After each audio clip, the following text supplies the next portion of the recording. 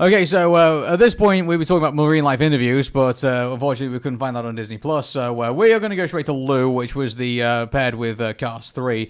Lou is, and unfortunately it's sad that it's paired with Cars 3 because Lou is actually a really good short. It is actually. Yeah, like so. There is a bully who likes to steal other kids' stuff because it tells a backstory like at the end of the short, like how he had stuff stolen from a bear stolen from him. So he takes things off other kids. Now Lou is basically a monster who lives in the lost and found box, who is all sorts of other stuff that this kid has basically pinched off people.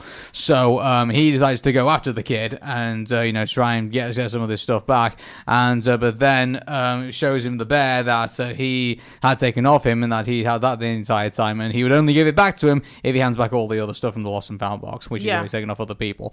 So so the bully goes around, hands all the stuff back, and but the thing is that Lou is made up of all the stuff that's in the lost and found box. So as he gives back the last couple of things, Lou disappears and all that's left is the bear. Yeah. So it definitely does feel like it would belong in the Toy Story universe, even though that this was paired up with Cars 3. You have these sentient objects who come to life. You have this kid who kind of acts like Sid, who just is very neglectful and uncaring about other people to the point in which he would just take their stuff instead of disassembling it and make it into something else. He just takes it because he wants it. So we have a case in which when Lou, that is basically made up a whole bunch of things, baseball, basketball, jump rope, a sweater, a DS video game, a whole bunch of things. And one of the things that we saw in the beginning is that, Lou would come by and gather up all this stuff and put it in the lost and found so that the children can be able to play.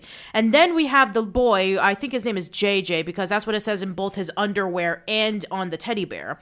So JJ is just taking all of the stuff from the kids and having it to himself, and Lou is not happy with it. So yeah, we do get this interesting lesson about how taking all this stuff is wrong and that you should be respectful, and very similar to Toy Story, in which the sentient objects come to life and kind of like bombard him, very similar to how Woody and the toys bombarded Sid in the first movie. Yeah, it's kind of like it's the fact that this cat JJ would have seen like Lou for the first time. I don't think I think he slightly flinched, but I think he was more concerned about the fact that he'd got all the other stuff from his bag before he thought, a ghost. It's just like that was I was very surprised that he had that reaction first before anything else. But, that was kind of strange.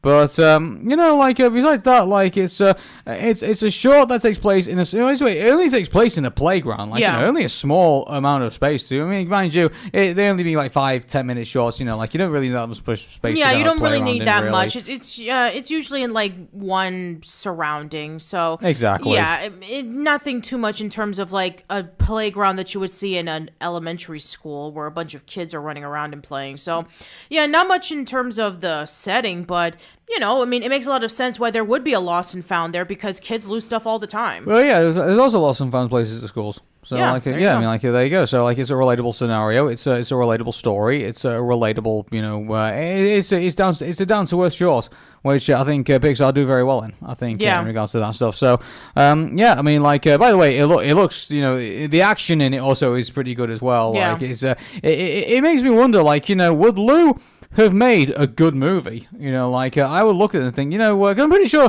when we came to the end of when we first watched this, because we did actually watch some of these shorts, previously. Right. And I remember coming to Lou could have easily been like one of Pixar's movies. It could have been, yeah. I know there's some people who compare it to Toy Story and stuff like that, but, I don't know, I would think that, Lou, also, would it be kind of a bit like WALL-E, I guess, in a way? Would you give Lou a voice?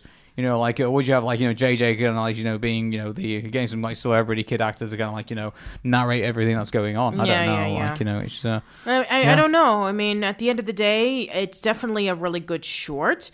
Whether it be a good movie, I'm not sure, but I think that we got something pretty good out of it in the long run. Mm-hmm. It's just a shame that it had to be paired up with Cars 3 out of all things. Yeah, well, as far as I'm aware, Cars 3 did reasonably well, so I think I think some people at least saw it. Yeah, that's true, but it wasn't as a success compared to Cars 1. It did better than Cars 2, though, I think. Yeah. But yep, check out Lou.